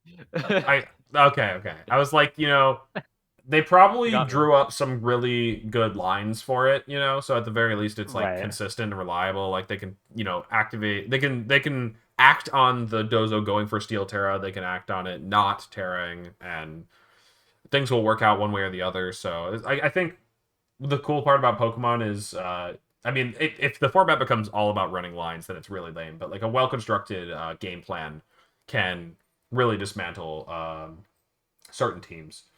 How do you see the schedule for Top Cut Explorer? So there's a different website. It's standings. I'll link it here in the chat. But this one is the greatest thing to pair with Cut Explorer is to just find a team that you like or you want to learn about. In this case, CD here. You wanna go over to standings. Click this one, and it'll show you what they played and um like who they played and what teams they were on with pictures too, which is nice because I don't want to have to click every single team to see what they were up against. Like Adi here could just tell at a glance, like, oh yeah, that's Dozo Tots round 1 and 2. So that's like really good data. Again, you can't take anything here as like 100% factual, like a guarantee that you will win that matchup every time.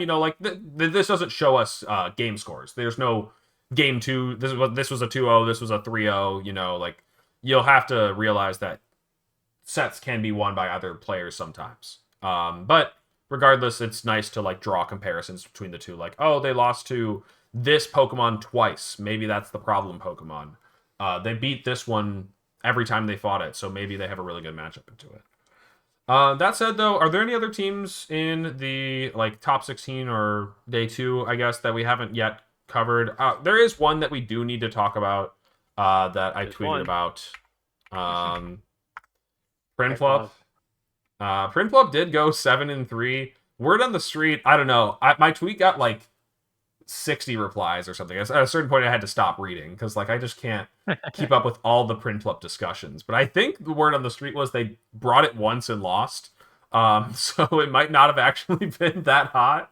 But regardless, yeah, Edge this on is Gambit. Hell yeah. this is a Psy Spam team, and ESM is probably like one of Empoleon's biggest defenders. He's beaten me at a local with this Pokemon before, and like when this format got announced, I was like, there are 10 water types I would rather use than Empoleon before I'm using this. But maybe you don't even need to use Empoleon. Maybe you can use Prinplup. I don't know. Tell me about your thoughts, ESM. Surely Primplup is not better than Milotic. That's my very first. That was actually heavily debated in the comments. Was whether or not it was better than Milo. Okay, that's pretty funny. What were people saying about? There's yes, and there are way too many comments in there, dude. I don't want to go back in there. It's just straight up. There were so many people. All right, let's see. Like, let me see the actual numbers on this one. It was 28 replies, but like those replies were like chains, Right, dude. they had more. They more were going replies. deep. Yeah, and a lot of quote retweets too. People were like, "Dude, VGC's so crazy and insane," and I'm like, "Guys, this Pokemon like they didn't win the tournament. Obviously, they got day 2 though with Prinplup. So honestly, congratulations. That is fire as hell. Whether you brought it or not, funny. honestly, if you didn't bring it, that's almost as much of a flex, if not more, because you just had like a trophy Pokemon on your team. You're like, yeah, I just need 5. Like, I just need 5. I'm gonna roll you guys. Really amusing. Not a lot to learn from it though, because I don't think we're gonna see it elsewhere. Sorry, what were you saying, Yusuf? I brought my favorite Pokemon as a cheerleader on the bench. Exactly.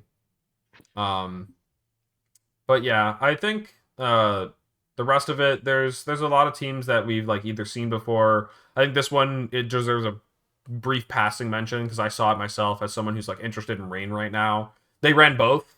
They were like, Pelipper, Politoed. I can't pick. Oh yeah. They got both. And so this one Favorite looks Politoed. hype. I love this one. So that one's really funny. And yeah, I don't know. Other than that, It's European regional. I think True. I think guess what there was a few Baxes, right? I think Bax hasn't really had great showing so far, and I know Yeah. especially on ladder, everywhere. Maybe this is leaking secrets, but Bax is very popular on ladder right now. Maybe That's we'll not see this. secrets. It was because of Jones Garcia's. You know that Joan did well with that ESM, right? Oh really? Yeah. No. Was So that- the reason is that Joan Garcia got top 4 with Bax in Lille, and okay. yeah, everyone was just like, this is actually this team is for me. This was made for me, and like it's just the Buzz Lightyear meme. Like everyone was just like, finally a team that speaks to me, and then like I don't know, Bax was like every other game for me on the ladder. I swear. Yeah. It was so popular on ladder. I didn't realize it had gone top 4 at Lille, but Yeah. It wasn't just some kind of like hive mind. I mean, it was a hive mind thing, but it was inspired by success. I see. But yeah, I mean, Bax it's really annoying to play against, but it's cool. It's cool to see that Bax is doing well. We'll have to figure out where we're gonna move it in the tier list when me and Audie update it. Probably next week. We'll see. That's probably when we're gonna get to that one. But yeah, other than that though, let's go ahead and just talk about. We don't have a ton to preview here, but Buenos Aires is going to be this weekend, so we'll be talking about that one on next week's Tub Takes. It looks like it's a pretty small one, like really small when you factor in like the age division split. It's saying 64 Masters was the capacity. That's what I'm seeing here. 128 total players, 32 in each of the younger divisions. So very, very small tournament. I don't know exactly who all got in and who didn't, but regardless, this is a special event, which means no like prize money, but lots of points on the line for Latin American players. So the players that are in this one and attending are going to give it their all, of course. So yeah, with that said, we'll be looking for this one. It does look like you. We were just talking about it earlier. It says payment can be made through PayPal. it looks like Signups are still open apparently, so I mean that seems crazy, but It says I that, but do I don't know. I do know that a couple Americans are going. I know that Ofa Messi is going, and I know that that Matthew So is going. And Okay. so we might see some Americans do well there too. We'll see. Yeah, This is yeah. of course the weekend before Latin American Internets, and so I think some people are making a trip out of it. Hell yeah. Yep. Yep. So, yeah, this one will I guess it's going to be a preview as to like, what were the either the reactions to Gdansk or, some of the players that will likely be attending LAIC and, what kind of teams they're trying out here. So yeah, we'll talk about that one next week. Hopefully we have results on that one in time. But regardless, let's go ahead and move on to Calc is Right to wrap this one up. So, Adi, do you happen to have a Mamoswine Calc ready? Oh yeah, oh yeah. Well, you said it's just the best of both worlds, right? And so I figure if it's really just better than Ninetales, it hopefully can live a scale shot from Dragonite. So let's count that. We'll just have a 4 HP Defensive Mamoswine. Calc for Mamoswine? You're cringe! What the heck, Well, man? I'm putting a Oh focus my sash on it, god. right? And I got Yeah. 4 HP, and I got a scale shot Dragonite. Let's just say Oh, I forgot. max I'm attack, not plugging in adamant, the rest. 4 hits on scale shot from Dragonite. How much is it doing? I wasn't supposed. I actually haven't looked at the defenses yet, so I'm looking away from my screen while I think about it. But I wasn't supposed to pull up Mamoswine's stats beforehand. So we're just looking at max adamant scale shot with how many hits? You said 4 hits. giving it 4. All right. I got a number.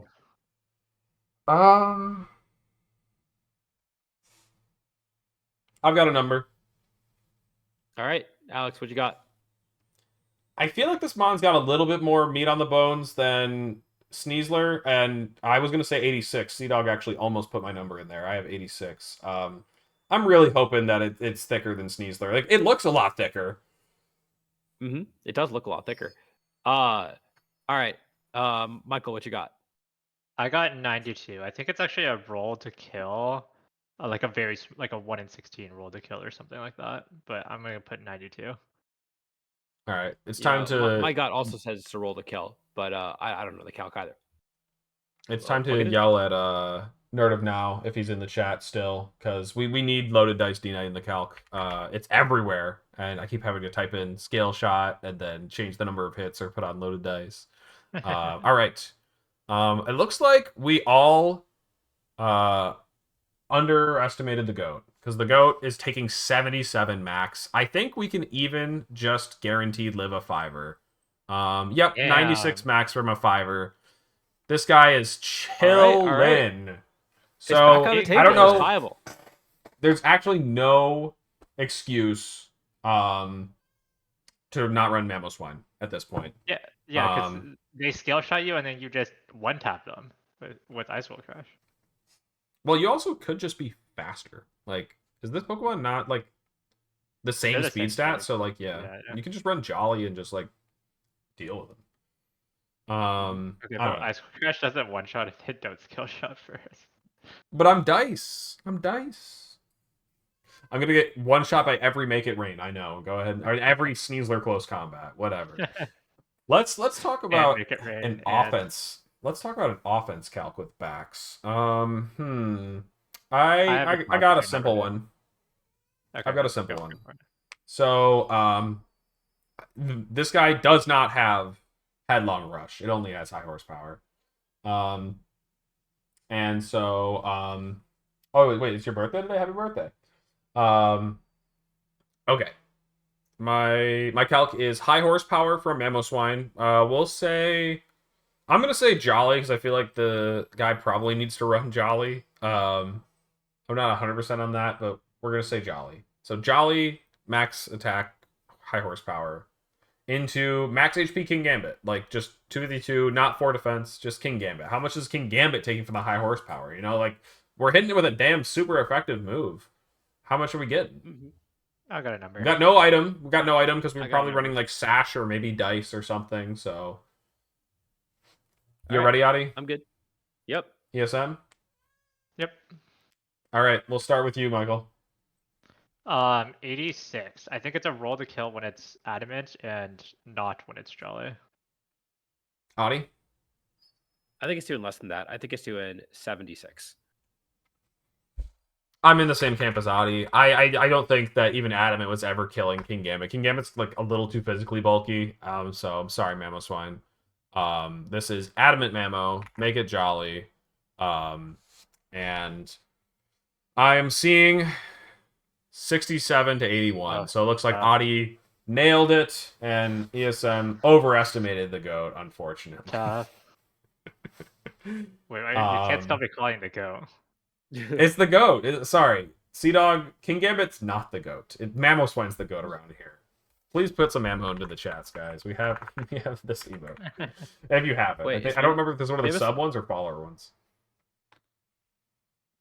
But if it's the one of the sub ones, then just sub and get to use it. Come on. Just sub. What are you waiting for? Just sub it. What are you waiting for? ESM, what's your calc? Do you have a Mammo Swine calc or a different Pokemon? I got a calc for Primplove.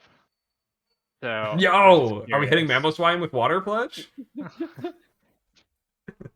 would be funny, but let's say you really got the best situation. They just disrespected your Primplove super hard. They parting shotted into your Primplove on accident, and you have a +3 Primplove.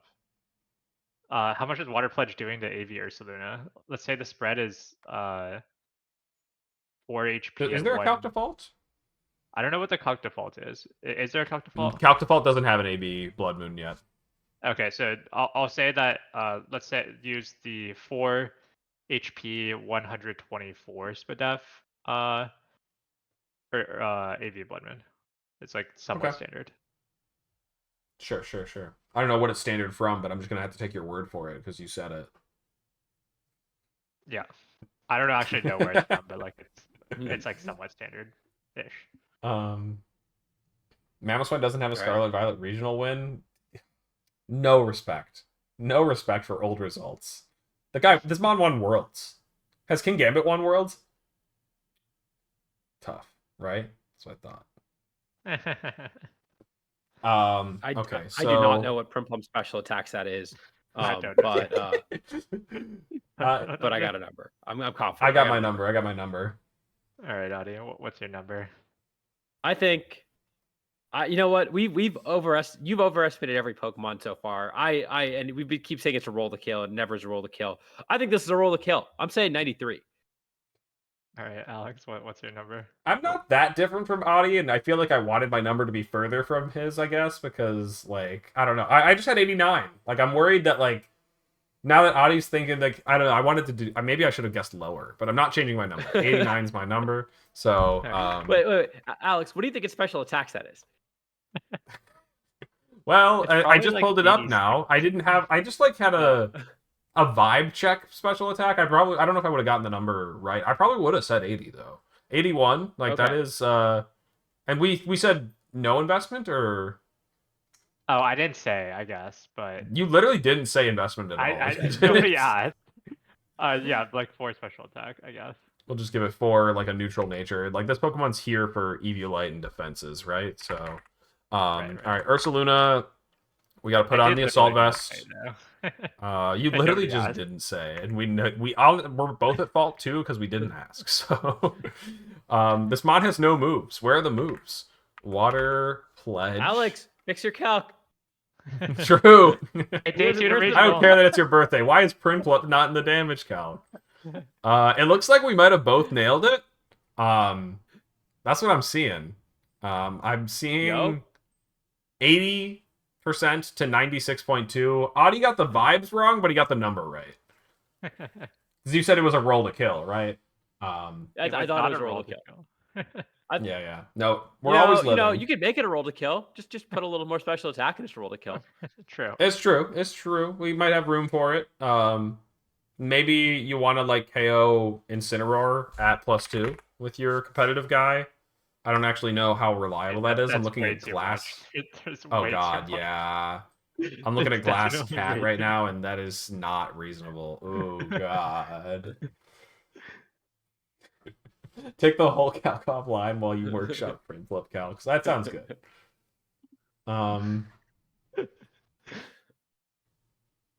Yeah, Sea-Dog, it seems like we both just have good calc sense. What can I say? All right. Well, that's going to be it for this one. I did briefly forget to talk about smart money. I think it looks like Jody got the best one there because Gomez, Rios, and Roxon all didn't make day two, whereas I wow, think that's both of the crazy. Hoge brothers Roxon did. made day 2.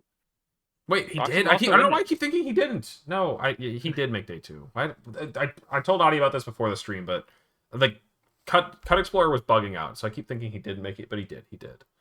Um, the Hoge brothers though, Frederick finished top 16. Is that the one they guessed? Yeah, they guessed Frederick. Okay. They both top Um, cut. So yeah. yeah. I mean, yeah. If you guessed one of the Hoge brothers, you won smart money there. So congrats to Jody. Um, and wait, you meant to say mind, Sea Dog, not mid, right? Underestimating the mind of Antonio. Um, surely you meant mind and not mid. Anyways, yeah, that's gonna be it for this episode, guys. So, if you got in here late and you didn't catch the beginning, you can always catch it on YouTube tomorrow. No, not, yeah, on YouTube tomorrow. On CK49 exclamation point YT in the chat. I was just opening up Twitch here to see who we want to pass it off to. I think we'll throw it over to Master Mark. It looks like he's doing some ladder. Yeah, Sea Dog, did you actually guess that one in the Tub Nation TV like VOD? Because like we do have chat immortalized on the screen. So if you did actually call your shot, then congrats to you. But if you didn't say it in the chat, then like I'm sorry, you're gonna have to just eat your words. All right, Master Mark AGC. But yeah, we'll be back next week to talk about Buenos Aires, and we also might update our tier list with some of the reactions to that one, as well as Gdansk and any other events that have happened. You guessed it with some friends. Yeah, that shit does not count. I'm sorry. Like that tough. No. It's like literally not in the VOD. Meaningless guess. Congrats. Yeah, I also predicted Luca was gonna win Worlds. But nobody asked me. Anyways, yeah, I'll catch you guys next time. Peace out, peeps. Have a good night.